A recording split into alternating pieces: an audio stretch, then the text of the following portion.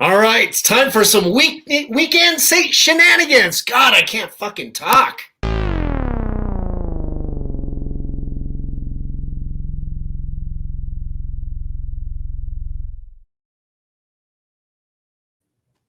All right, this is COFOH Live Undead. I'm your host, Daniel Crosier, and I am joined by the amazing Dennis Vincent and Kevon Ward. Ow!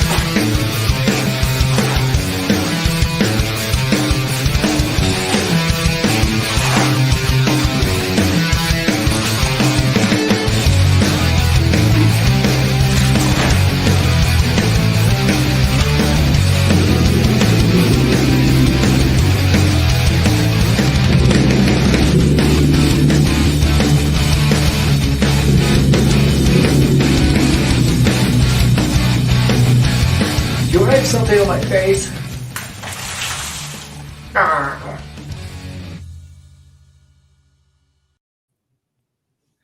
Dennis, Kevon, how are you? Good. How you doing, Dan? Good. It's good to have you back on. I've interviewed both of you guys individually, and now I have you as a team on here. Oh, man. Great.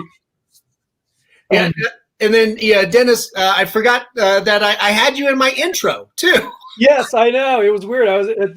How long ago was that? I don't know how long that was, but it's been a little while. Yeah, it's been probably a little over a year, maybe. That's what I was thinking. Yeah. Yeah. And then I have the tomb behind me, the Rage of the Mummy tomb. Right. Yeah. I'm in the tomb, but it's a different setup now. So I figured I'm not with the Rage of the Mummy. This is now it's the new thing, so it's not, Mark of the Werewolf. So yeah. You guys, the two of you have worked together before on Dennis, your film, Rage of the Mummy, right? Yes, that's right. We did. Mm-hmm. And now we're working again on this. So because Kevin's beyond my ability for doing makeup. He's really good at it, and that's what he does. So I was, I'm just an amateur when it comes to doing makeup, but I still enjoy doing it. So. Yeah. So, tell us a little bit about, Mark of the Werewolf. What is that film? What is it about?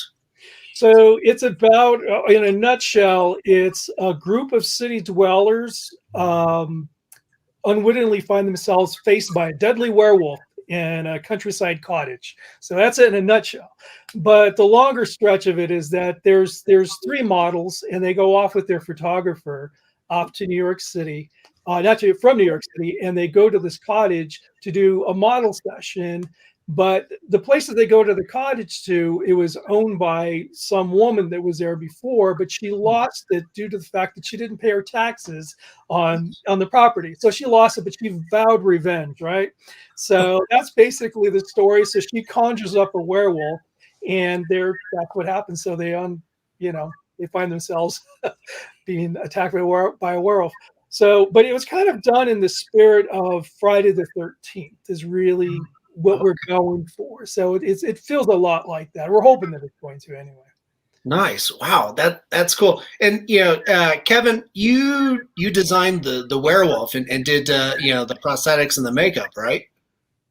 Yeah. So what happened was Dennis and Joe had gotten together and decided that they wanted this werewolf that kind of came from a few different places of inspiration. You showed me a few things that Midnight Studios had done, and then you showed me the werewolf from Bram Stoker's Dracula. Right.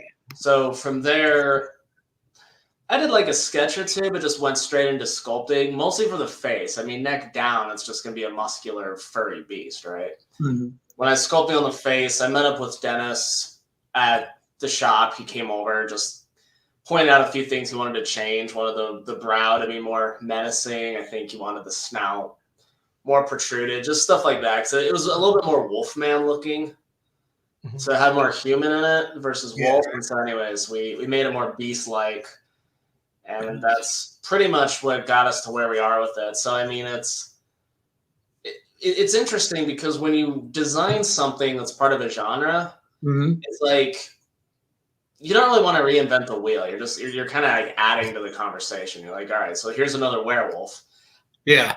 you don't want to go too far away. Like you might want to be like outside the box a little bit, but there's like a bigger box you need to stay inside. So I mean, I think it looks like a typical werewolf to me. I don't think there's anything that's like too unusual about it. I guess its ears are a little big. Yeah. Here's a still from the movie. Yeah, I love the ears on this thing, and I think that here's another one, a little side view. I love the design of it. I think good. Thanks. I hope other people do. Yeah, I think he did a stellar job. It's such a, to me, it's pretty unique, specifically with with those ears. Mm-hmm. It kind of reminds me of, well, like what you said with the Bram Stoker's Dracula. That there's a lot of like bat designs kind of mixed in with that one. This one and that one, I felt like that one had a lot more bat in it, and maybe it needed to because like that's supposed to be a vampire movie. Right. That one took a lot of liberties with what we understand werewolves to look like. I think this one looks more like a typical werewolf, maybe with a few alterations. Cool. Yeah, and that was really because I didn't mention, but my film partner on this is a guy named Joe DeMiro. Nice. Joe DeMiro is playing the werewolf. Oh, he is a werewolf in the film. Now, the thing is that he's more of the silent partner as far as the artistic end goes, but he's very much a character. He's a monster actor, so he likes he's done things for his own films, and he plays Frankenstein. He's played the werewolf before. He's done a lot of this, so this is what he really gets out of these films. They're making them.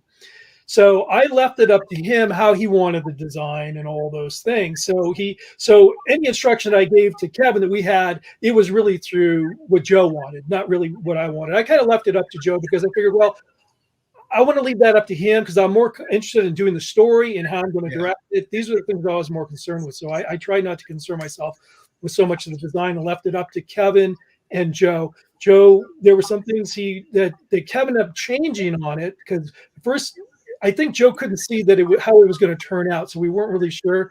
Mm-hmm. And Kevin made a few adjustments, and then it just became spectacular.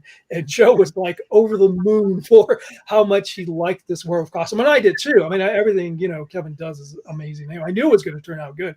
It just that Joe hadn't really seen it; he wasn't sure how it was going to turn out because when you see things in the beginning, you can't really visualize it sometimes, and.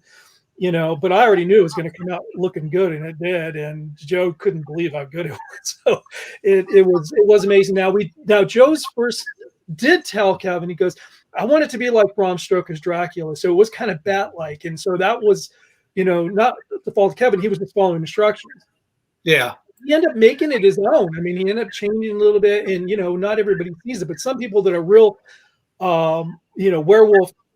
People who really study this stuff, they see it right away, but it's still, I think it's not a copy of it. It's kind of in the same spirit of that. But look, it was really great. I love it. And it photographs so well. I mean, as you can see this on the cinematography, it just photographs beautifully.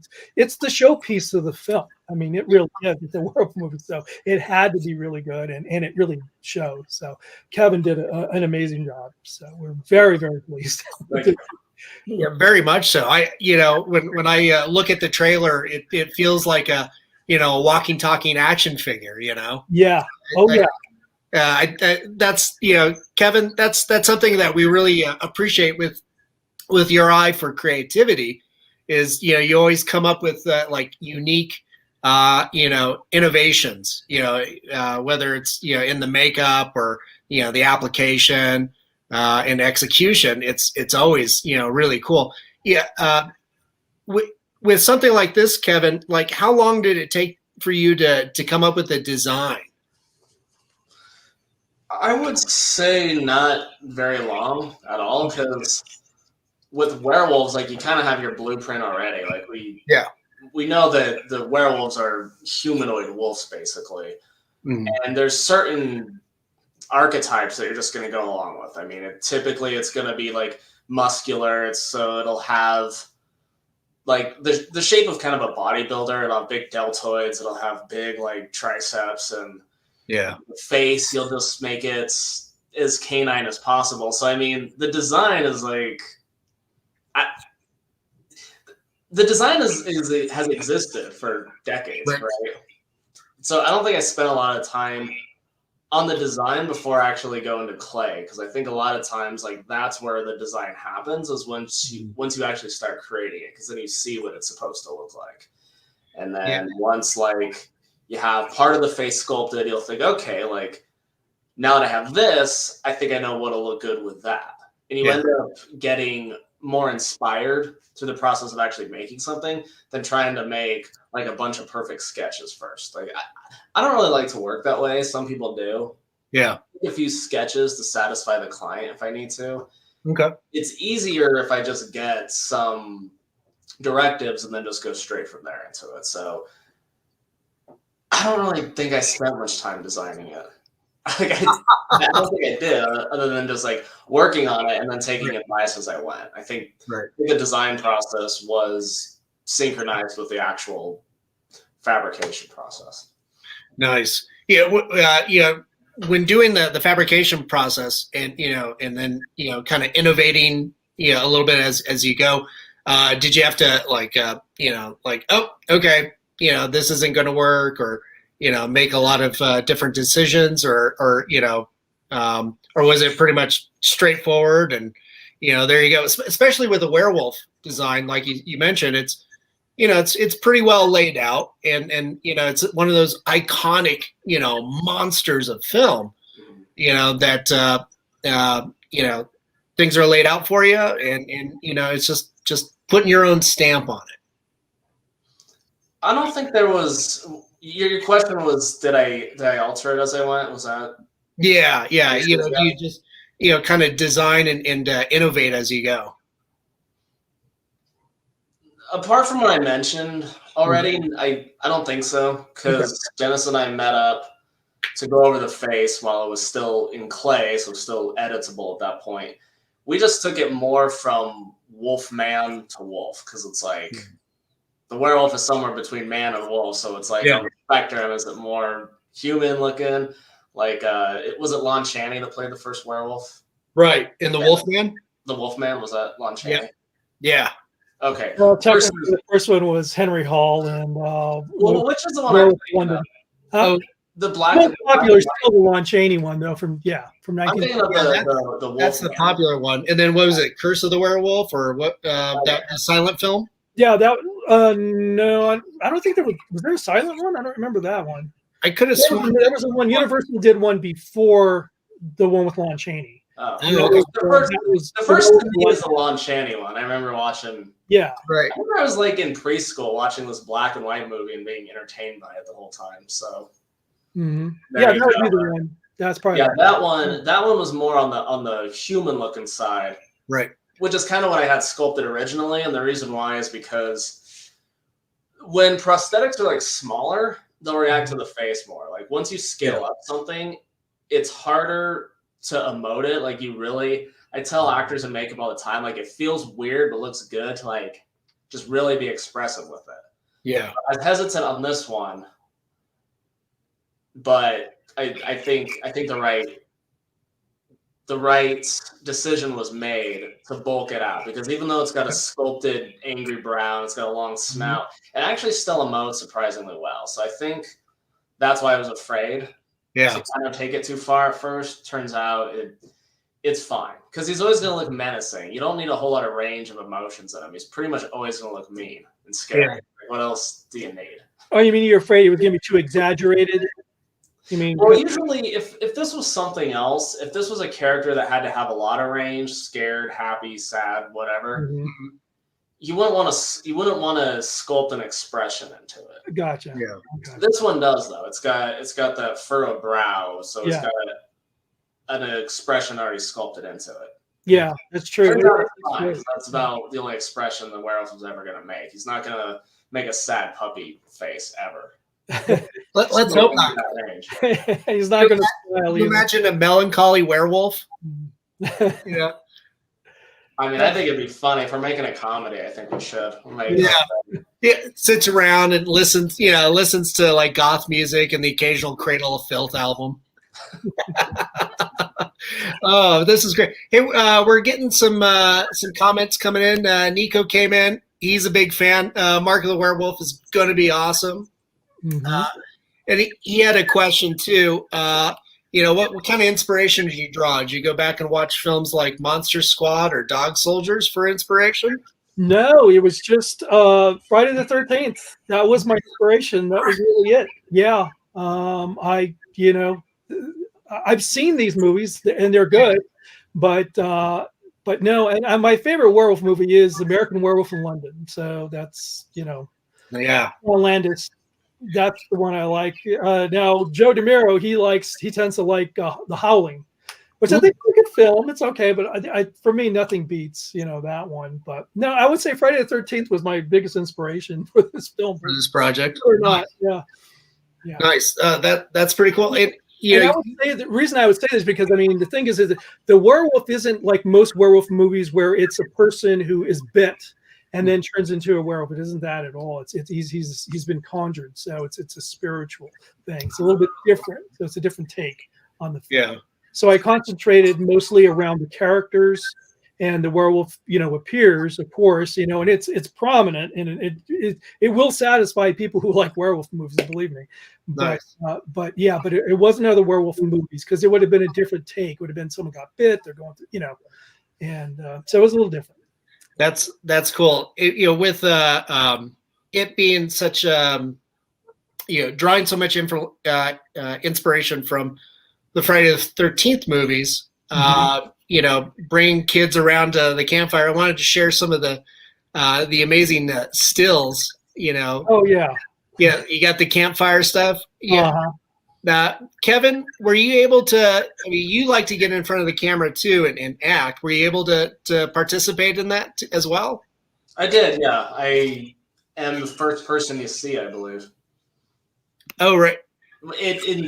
Like when you watch the movie, it's far as entering the story, not right now. Yeah, he opens up in the stills. Yeah, Kevin actually opens up the film. It's his character who opens the movie. So his name is Sage in the film. He's the assistant to the photographer. He shows up like a day ahead of time to try to set things up and everything, and then things happen from there. But he doesn't make more than one appearance in the film. Yeah. Nice. That's cool. And Kevin, you were also in Rage of the Mummy with Dennis's previous film, and I think if I remember right, you were the mummy. Is that correct? The human version of him. Yeah.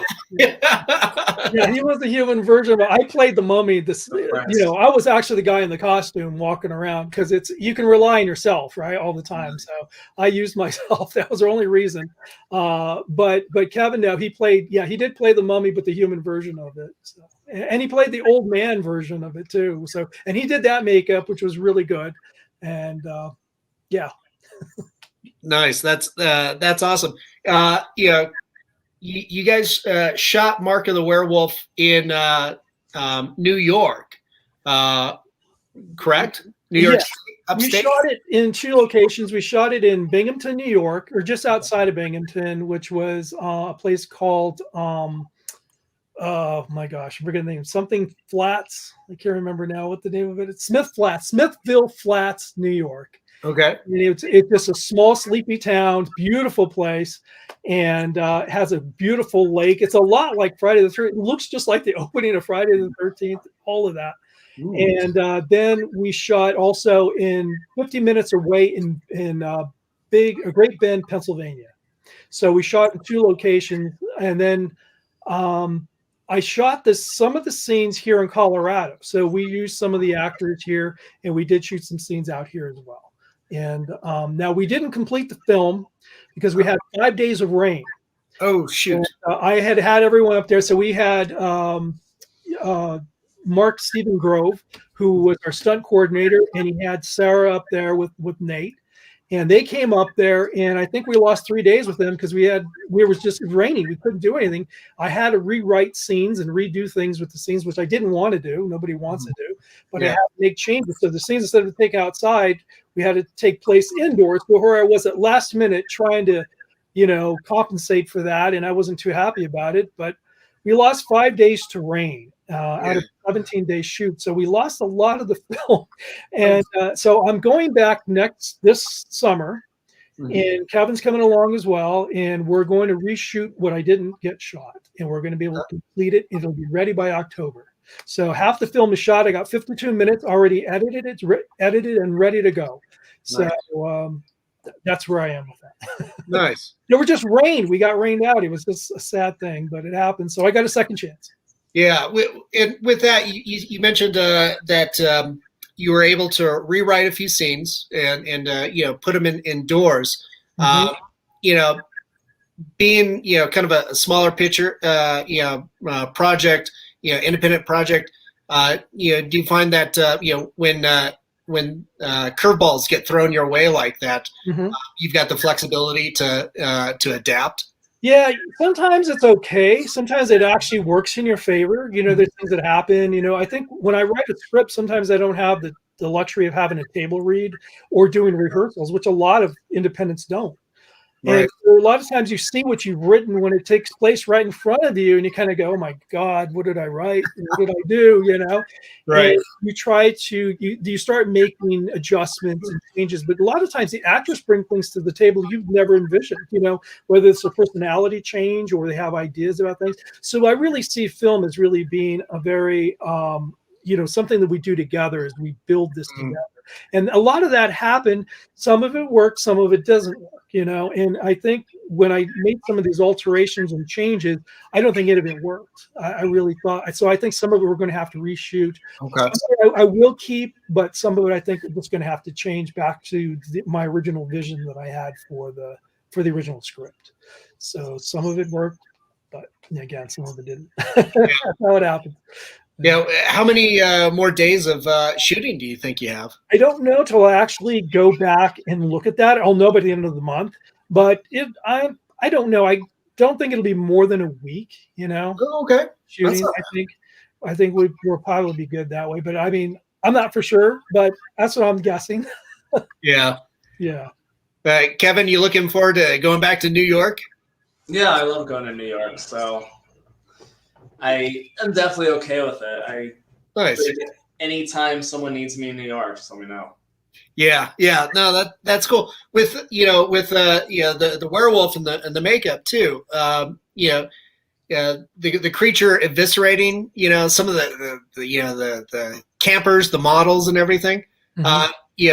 Kevin, were you able to add a lot of gore and stuff, or were you overseeing a lot of that?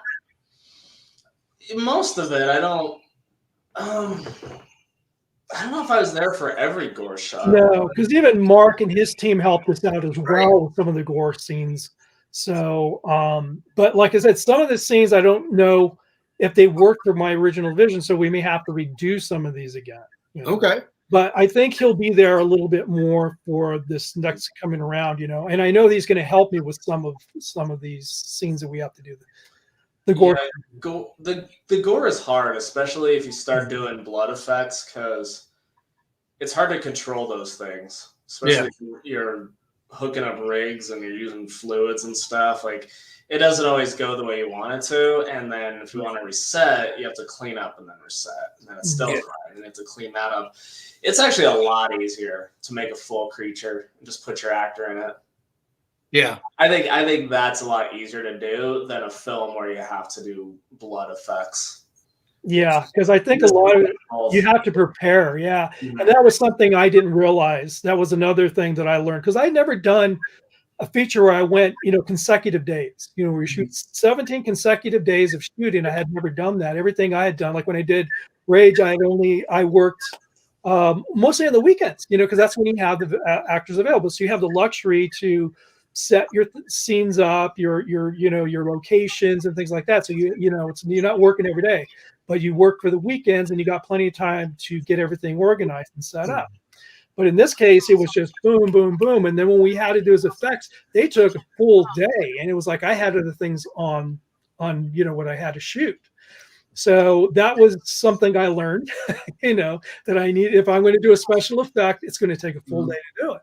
Nice. So that was a learning thing for me as well. So, and I think what I'll be doing is practicing knowing what those effects are going to look like before we go out there. Make sure they work, make sure everything works, and then it can go, without a hitch, so. Nice. And we got some more comments coming in. Brett from COFOH. Any chance of a sneak peek at COFOH this year? I don't know. I don't know. I don't know where I'll be, and I don't even know when that's going to be. When is that? Is that after October? October? September 9th through the 11th. Okay, yeah, no, I wouldn't even have the movie ready yet. It won't be till October. So. Okay. Well, maybe we can do something, with you guys in October then. Yeah, sure. Yeah. Nico is asking, how many people do you have working on the effects? Do you have a designated crew, gaffers, and other people helping out? I think you volunteer. I think, yeah. Yeah, and that's getting people up to New York, too. That's the transportation. Usually we're using people locally up in that area just because it costs so much money to get people up there, and this is such a low budget film that it's just no way I could afford all that. So I really pull in a lot of people that are there locally to help out with those things. And nice. Some of those times we don't. I do all the gaff work myself, and I do all the lighting and and the shooting myself. So yeah, a lot of it I have to still do myself. Yeah, we were talking about that before we went live. Is how everybody's still waiting for the it always comes down to the lighting. Yeah, takes the longest. I know, it's true. It does. Takes forever. Yeah. It's worth it. Yeah, definitely is. With that, guys, let's go ahead and play the trailer that everybody's been waiting so patiently for. Dennis, Kevin, do you want to say anything before we play the trailer? Any type of setup? No, other than what you see in the trailer. It was shot in New York, Pennsylvania, and parts of it was in Colorado. Nice. All three places. Awesome. Okay, enjoy some werewolf loveliness. I need you girls to be top of your game for this photo shoot today.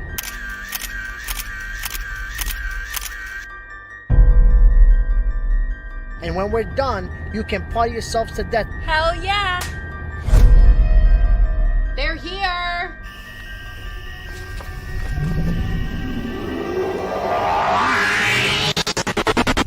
Oh, come on, don't be a chicken shit. The werewolf is summoned by a Black Forest witch. That's enough, Tom. I will be going to get you.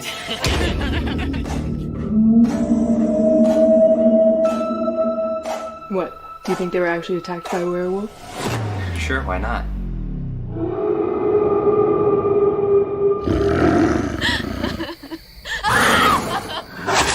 What's the matter?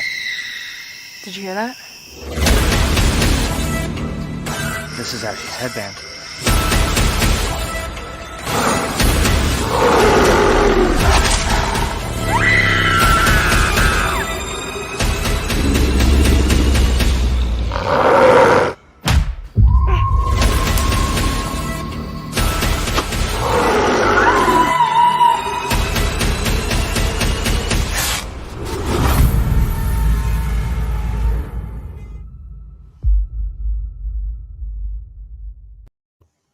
Oh, that is cool. Yeah.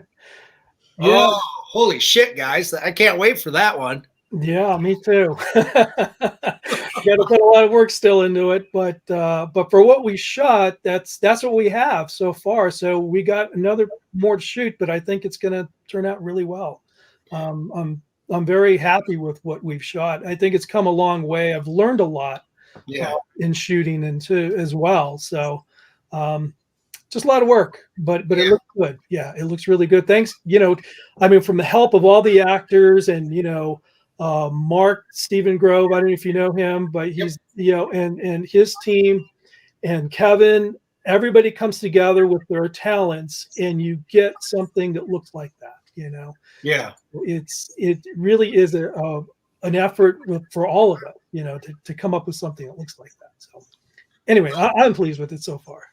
Nice. With all the teams with Kevin and Mark, Stephen Grove, and yourself and the actors. Yeah. an independent film, like this, so much planning has to go into it, Yeah, it does. And so, I mean, we're able to add, top end special effects, with Kevin and then also adding action, which I never thought I would ever be able to add to my film. Action is so expensive for an independent to do.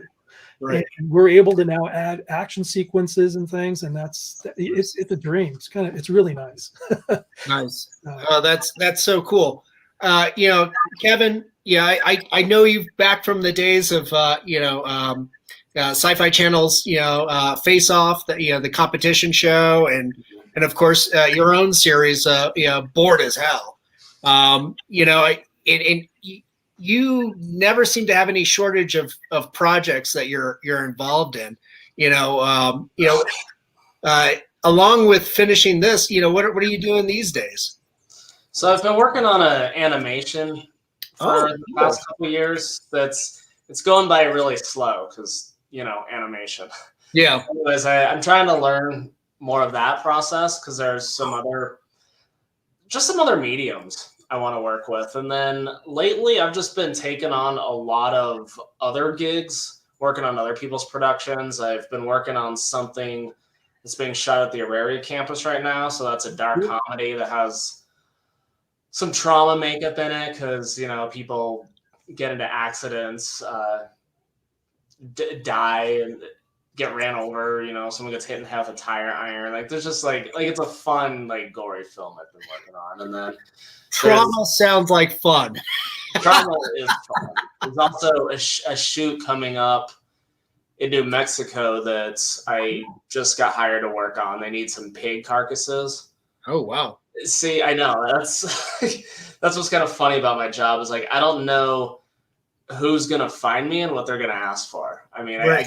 I get random texts and emails all the time. And someone says, hey, I'm whoever. I'm working on this project and I need, in this case, pig carcasses. I'll say, sure, I'm your guy. I'll make your pig carcasses, whatever you need.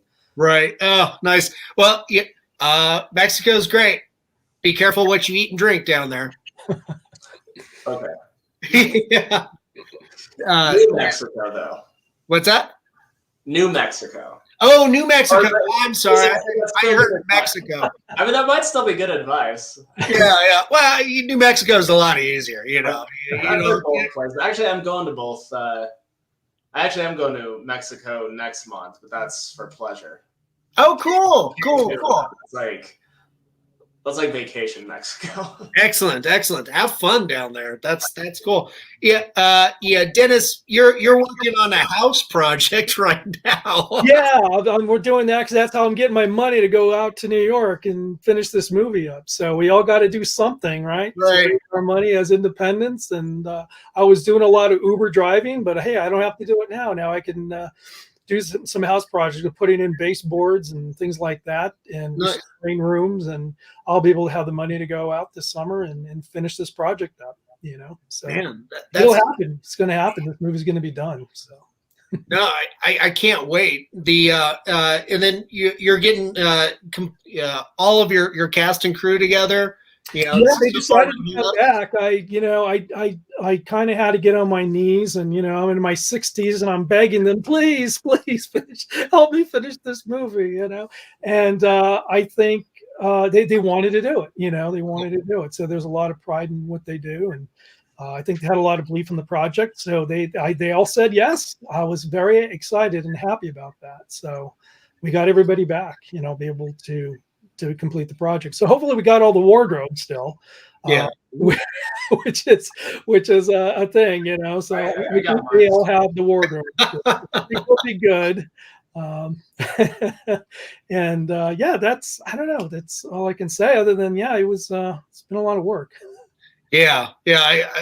I can only imagine. These projects are such massive undertakings and huge collaborations by all these different talented groups. It's hard to juggle. And then when nature throws you a curveball like that, having to kind of roll with those punches too. I mean, that's tough. But you guys do it with such style and panache. My hat's off to you. Thank you. Yeah. Yeah. That's cool. Yeah. After Mark of the Werewolf, when that comes out, Mhm. do you have another project lined up? Yeah, I've got actually, believe it or not, I have another werewolf script. They were actually during this COVID thing, I was able to write. I wrote 2 complete scripts and almost finished a third. So I've got plenty of scripts to do. It's just a matter of which ones I want to do, which ones I can afford to do. Right. The one I want to do is it's an anthology horror film as well. I only like to do horror films. That's all I'm interested in. So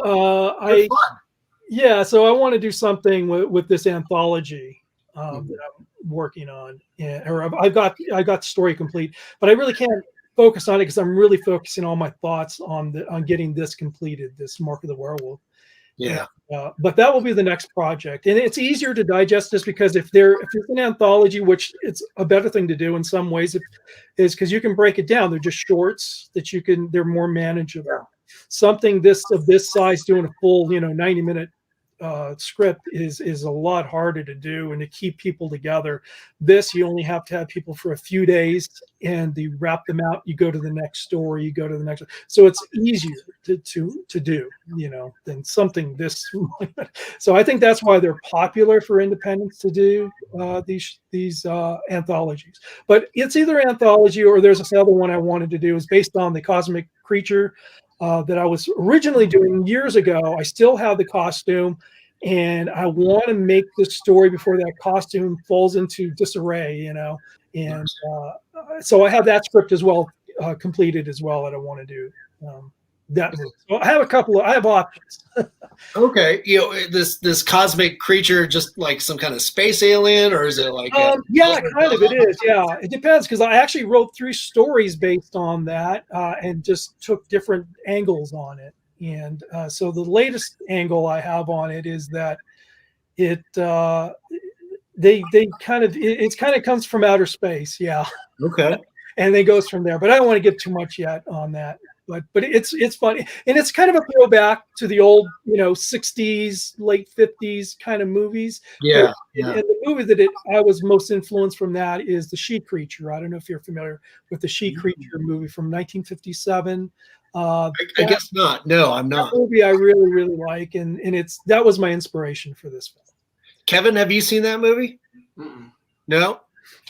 Oh, well, you're going to have to educate us. No, that's fine. I mean, I think it's good to kind of sort of redo some of these old ideas and make them fresh again. This is why they do so many remakes, because it's new to some people. They've never seen anything like that before. So that's I kind of want to bring the monster, the man in the suit back. The monster. I like those. They're fun. I enjoy them. Right. Well, yeah. I mean, and you guys kind of have that with Kevin creating this werewolf for your film. Right. I think that's really what I'm interested in. There's plenty of other films out there, but I want to do what I like. So that's what I'm interested in making. Although I will say the anthology is more of a modern take. It's probably more of an art house film of. So it's a very contemporary. I would say it's probably the most contemporary thing I'll ever do. But I'm looking forward to that one. And it's funny because I've seen a lot of. I don't watch so many new horror films, but there's a few that I really like. Midsummer's one of my. I think it's one of the best films I've seen in 30 years. And I mean that honestly. It's like that thing is really. I don't know if I'd make a movie like that, but it's just so good. It's so well done. And so I do like some of the modern things that are out there, but I tend to like a lot of the old school monsters and stuff like that. Nice. Yeah, I Elise and I saw Midsommar, and great film. Never want to see that again. No, it's kind of depressing. I'm not really into those. Like I even like this other one that he did before that. Oh my God! Hereditary? Was it? Yeah, was that one Hereditary? Yeah, right. That one was good as well, but it's another one it's kind of a downer. Yeah. It's you don't get a spring in your step when you leave the theater. It's one of those downers, but it's very well done, extremely well done. It's something you keep thinking about for days after you watch it. Right. That was one that I watched it once, thought it was stupid as shit. Mm-hmm. and then I had nightmares that night. I'm like, oh, something's here.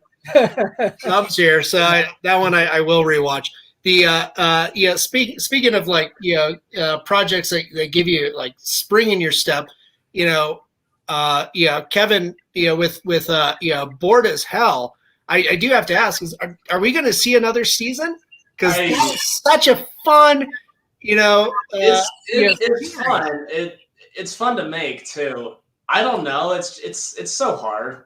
Right. It's a lot of work. If someone just wants to throw a lot of money at me, then sure, I'll give you some more episodes. But I just don't know because I don't know what its future is. Right. I was hoping to get it picked up, but 2020 happened right after we finished all the new episodes of Bored as Hell, and like productions were just kind of at a standstill, or not productions, but like networks were kind of just at a standstill. Like nobody was like making stuff for a while, so we didn't know at that point like where COVID was going to take us. So everything just kind of froze. I mean, eventually a lot of things started coming back because these productions like we still have to like run a business.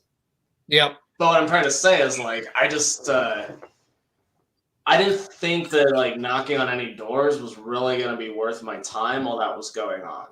Now that we're kind of definitely not past it, but like I think like there's opportunity for new content. I just don't really know where to start. I think the pandemic kind of just like killed the momentum I had to try to like really like push it. Right. No, I'm kind of over it. Like that project was something I was doing for a long time.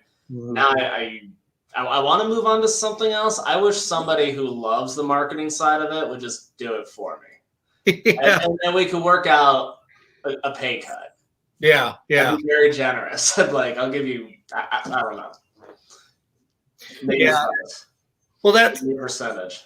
Yeah, that's one. I think that's one of the better projects to come out of Denver. As far as a serial, something so fun, dark comedy, episodic, and also to Dennis's love of the man in the suit. I mean, you've got multiple people in big suits. It's so Guar-esque too. It's like, oh man, I'd love to see that on you get Adult Swim. Improvs that you would never get if you did it any other way. Yeah. You can make a big CGI monster. I mean, I can't. Like someone can, but you're not gonna get these just funny impromptu moments with it. Right. You put someone funny like Heath Hine in a suit, you're gonna get these little gems that you never asked for. Yeah, he's a great actor too. Yeah. He's such a wonderful performer. I think wasn't Dennis? Wasn't he? Yeah, he was. Yeah. Him and Scott Crosier were both the main actors in the film. Yeah. Nice. So yeah, he played Detective Crawford in Rage of the Mummy. He was great. I mean, and it was one thing he liked about the film. He said, "I get to be myself in this. I don't have to be another character." So I told him, I said, "I just want you to be yourself. I don't want you to be anything else. Just be yourself." And so we did. Some of what we got was improv with him, and that was great. It worked out great. So he's a lot of fun. Even behind the scenes, he's a wonderful guy, and on the camera, he's a wonderful guy. So just he's a great talent. That's why he's in demand all the time. He's hard to get. That's cool. We're starting to wrap up. We're almost out of time, but real quick. Kevin, where can people go and follow your work and your exploits? Okay, well, Bored as Hell is on YouTube if you want to go watch it. Yes. I would like to get a better channel for it. That's just where I'm stuck. Okay. YouTube has so much on it because anybody puts stuff up. It's hard to really break ground. But it's there. If you want to watch it. Tell your friends. Share it. You can follow me on Instagram. I have a website in development, but it's not up yet, so we can't do that right now. But hopefully this year that'll be up and going, and I'll post more there. But that's basically it. I'm easy to find. Okay, cool. And Dennis, we've got your YouTube channel for Mark of the Werewolf. scrolling at the bottom there. Where else can we go and see more of your work? Just Facebook is the only place that I'm on, really. I just don't have time to go on social. I'm also on Instagram, but I'm never on there. I have an account, and it's sad because I'm never on there. I don't have time. I'm just so busy, with this. And if I had somebody that would take care of my social media, it would be great. But those are the only places I have, just Facebook mostly. And again, we have the YouTube channel for Mark the Werewolf. And eventually I'll get a website. Mark Stephen Grow keeps telling me, we're going to get you a website. You need a website, and eventually I probably will.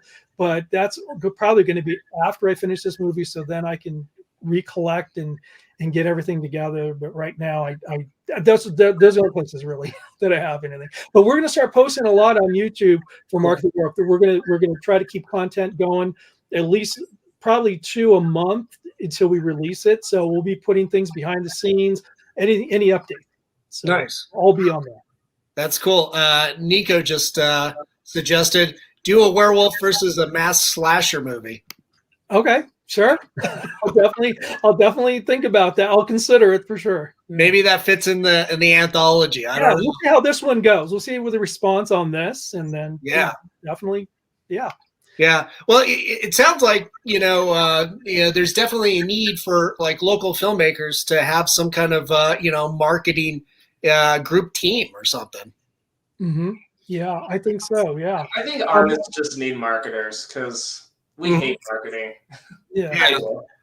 And we've been getting a lot of support. I mean, Mark Grove has been helping us, get together, trying to get, a lot of local talent together and help each other out on projects. Yeah. And that was the reason he really was a part of this movie, So right. I never thought I would be able to get that kind of talent on my film, but he helps me out. I help him out on his films, and that's the way we work. I help Kevin on his projects too. I helped him on Bored as Hell. I was on that project. Great. And we help each other out all the time. So I think it's the best thing to do. I enjoy supporting other filmmakers. I do it all the time. I'm working on 3 other projects, not even my own. These are 3 other projects that aren't even mine. And I try to make myself available. Yeah. Well, it's great to have that collaborative, community that supports one another. It's also, great when fans, throw their support behind, your projects like Nico here and some of the others. Let us know how, COFOH can help and, support, get the word out or, what have you. And I mean, that's what we're here for, is to support amazing talent and kind of connect that community. Yeah, well, we appreciate it. I mean, it's getting the word out. So this is helping me in ways I wouldn't be able to do myself. So we enjoy it. Thank you. We really appreciate it. No, it's always a pleasure to talk to the 2 of you. It's always wonderful to see you in person too, which has been a rarity in the last couple of years, right? Yeah, I know. Yeah. Oh, that's cool. Yeah, guys, hang around for a few minutes while we, we go ahead and start signing out. But again, thanks for being so generous with your time and sharing your talents. Okay, well, thanks for having me.